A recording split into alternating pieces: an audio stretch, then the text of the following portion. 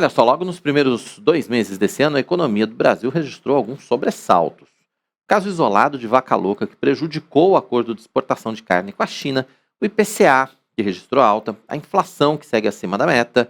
Agora fica a expectativa dos números do fim de março, fechando esse primeiro trimestre. Mas quem está com a gente para falar sobre esse assunto é o economista Ubiratã Lima. Bira, seja muito bem-vindo ao nosso Notícias do Bem.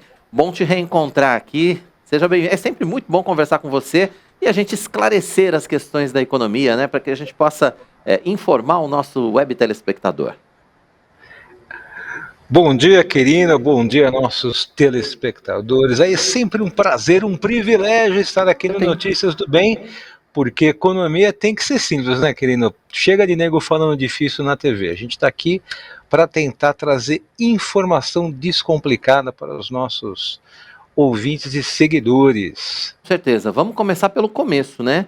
A gente já teve aí, a gente começou janeiro com uma perspectiva boa, a gente até falou disso aqui no Notícias do Bem, mas aí a gente teve todas essas intercorrências, entre elas essa questão da exportação de carne, IPCA, a inflação está um pouquinho acima da meta. Eu queria que você fizesse uma análise para a gente desses fatores, enfim, que não estavam, né, obviamente, nos planos. E como é que isso impactou nesse primeiro bimestre, principalmente? Não vamos nem falar de março, vamos falar mais do primeiro bimestre, janeiro e fevereiro. Vamos lá, eu sempre brinco aqui, né, querendo, que o Brasil não é para amadores. Mas eu vou te falar, viu? Haja coração. O que a gente teve aí, né? A gente veio de um último bimestre do ano passado já um pouco mais com medo, um pouco mais receoso, segurando um pouco mais as perspectivas aqui para esse ano.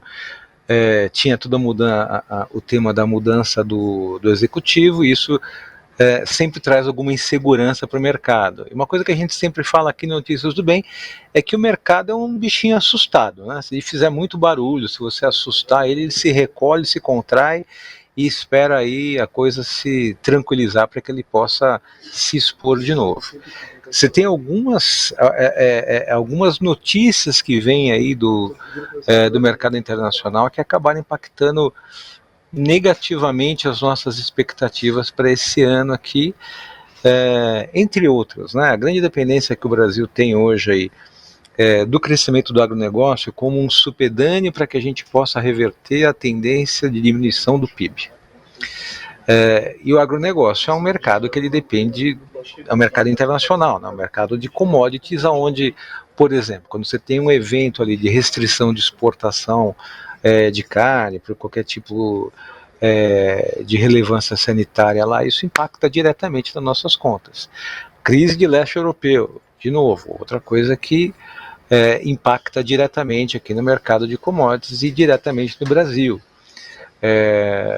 Toda a questão da expectativa da quebra do que a gente chamava lá do lastro fiscal de gastos do governo, né? Então tinha teto, acabou o teto, não tem mais teto, agora tem que ter um outro teto, mas não pode chamar de teto, aí chama de arcabouço, fica bonito o nome, mas na prática o mercado todo está esperando como é que o governo, como é que o executivo vai se posicionar e como é que isso vai gerar credibilidade para que os próximos períodos sejam contabilizados e o mercado possa reagir de alguma maneira, né? O mercado tenta sempre antecipar essas movimentações. A gente tinha uma recuperação de emprego que estava vindo bem aí no último ano e que infelizmente a gente no primeiro bimestre observou ali uma estagnação com tendência de diminuição do nível de emprego, ou seja, a gente aumenta um pouco o desemprego. Um pouco desse ajuste é natural por conta do fim das contratações do fim do ano, mas a gente tinha uma expectativa de que aquelas contratações se mantivessem ao longo de 2023. E parece que a tendência não está sendo isso. Por outro lado, você tem ali um mercado econômico um pouco mais complicado, né? O IPCA, por exemplo, hoje saiu o boletim Focus, né? E aí esse boletim ele está falando tanto do passado, né, como é que a gente chegou até aqui, como ele vai dando uma previsão aí para o futuro. Embora a gente tenha uma pequena retração do IPCA, ou seja, ele estava lá prevendo 5,96, agora está jogando uma previsão de 5,95 para esse ano, você tem uma notícia que é um pouco ruim. Você tem uma tendência da queda do PIB. Você tinha ali o crescimento de 0,89, agora você está falando de um crescimento de 0,88. E, para ajudar toda essa loucura, essa semana tem a super quarta, né, Quirino? Pois é, Ou seja, e esse IPCA baixa ou não baixa? Vai ficar nesse 13,75 o resto da vida? Se jura aí de 9? Quando é que vai ter solução isso, você acha? Você acredita que isso é possível? Ou esse IPCA pode até subir? Vamos lá. O grande desafio aí, né? Essa quarta-feira a gente tem um monte de coisa acontecendo ao mesmo tempo, né? Então, só para todo mundo estar na mesma página. Todo mundo sabe que tem a reunião do Copom essa semana. A reunião do Copom vai falar de taxa de juros, como é que vai ficar, se aumenta, se diminui. Só que você tem também a divulgação da taxa de juros dos Estados Unidos. E, além disso, você tem aí a divulgação, na sexta-feira passada, o Haddad apresentou para o Lula ali o pacote do arcabouço fiscal. Segundo o próprio Haddad, é uma coisa que não é tão rígido quanto o teste de gastos anterior, mas também não é tão liberal quanto o executivo queria, porque o governo falou que não queria, pelo menos no primeiro ano de governo, nenhum tipo de restrição de gastos. Mas a grande verdade é que é um jogo de equilíbrio de forças ali, alguma linha d'água a gente precisa ter. Qual que é o problema disso, Quirino? Porque a vida é fácil, né? Quando a gente fala de controlar a inflação, você tem alguns, né, de PCA, a gente está falando de PCA aqui, você tem alguns ajustes que você faz, né? Você tem políticas monetárias e fiscais. É muito difícil você falar de política monetária contracionista, e aí vamos traduzir para português no Nós Vai Nós Volta aqui.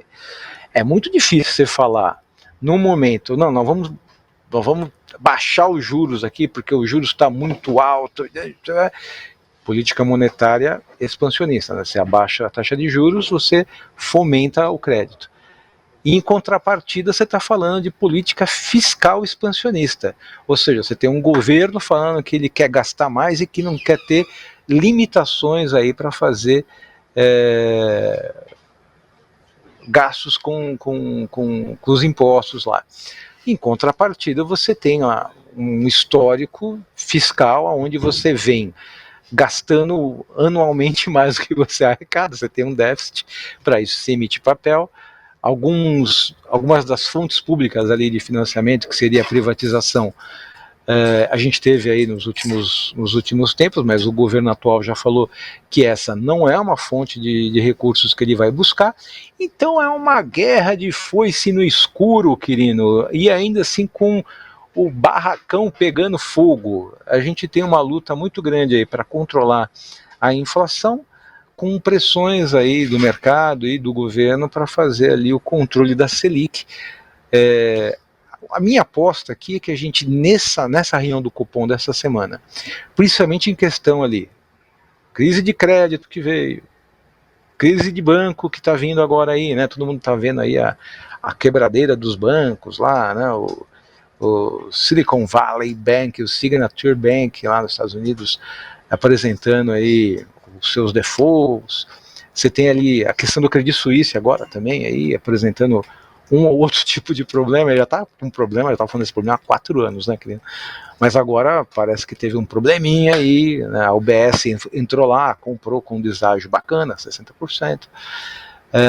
Mas você tem todo um histórico aí agora que não deve fazer com que o Copom altere a taxa de juros aí. E se o Copom altera a taxa de juros, isso significa que o governo vai ter que achar um bom lugar aí para enfiar uma política fiscal expansionista para poder gastar um pouco mais, que é o que ele quer. Isso vai pressionar sim a inflação para cima, querido. Se o governo mantiver a posição de gastar mais, vai pressionar a inflação para cima. Em contrapartida, o Banco Central segurando os juros puxa esse negócio para baixo.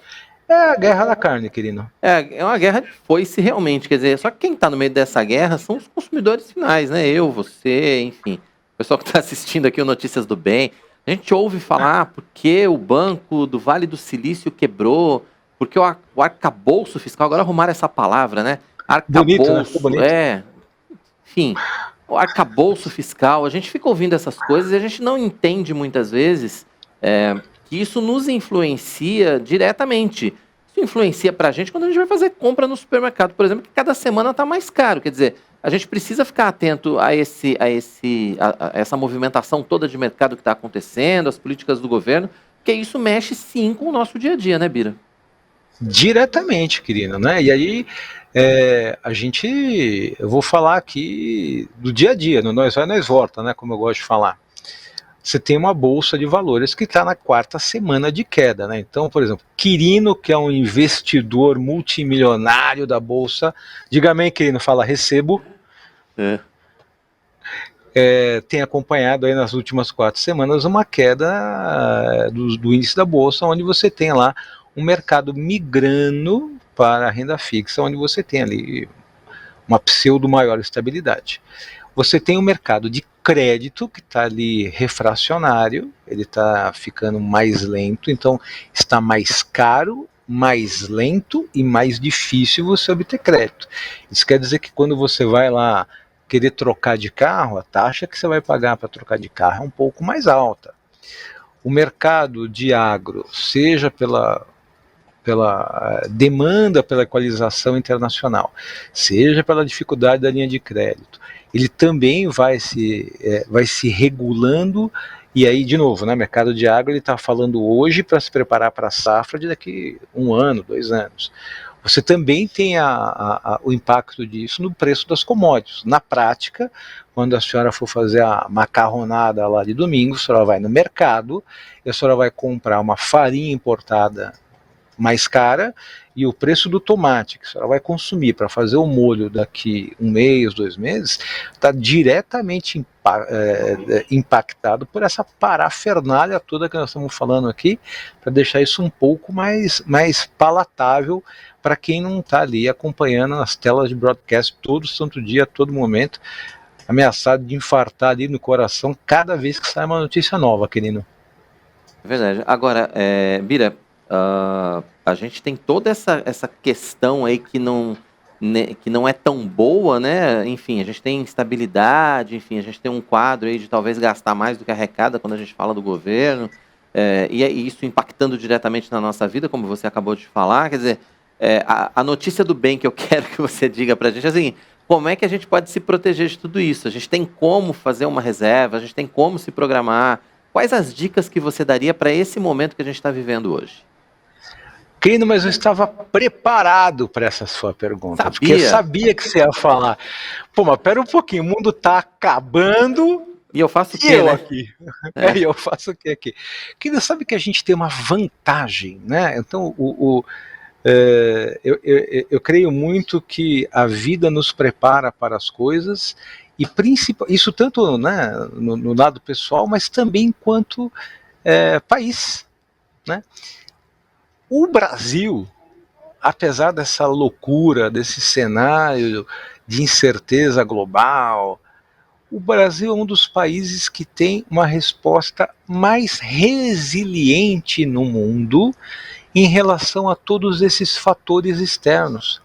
O que eu estou dizendo com isso, Keno? Que o Brasil suporta bem a mudança do executivo, o Brasil suporta bem a quebradeira de bancos internacionais, o Brasil suporta bem toda essa insegurança aí de gasto fiscal, gasta mais, gasta menos. O Brasil tem uma alta capacidade de resiliência para todos esses fatores negativos.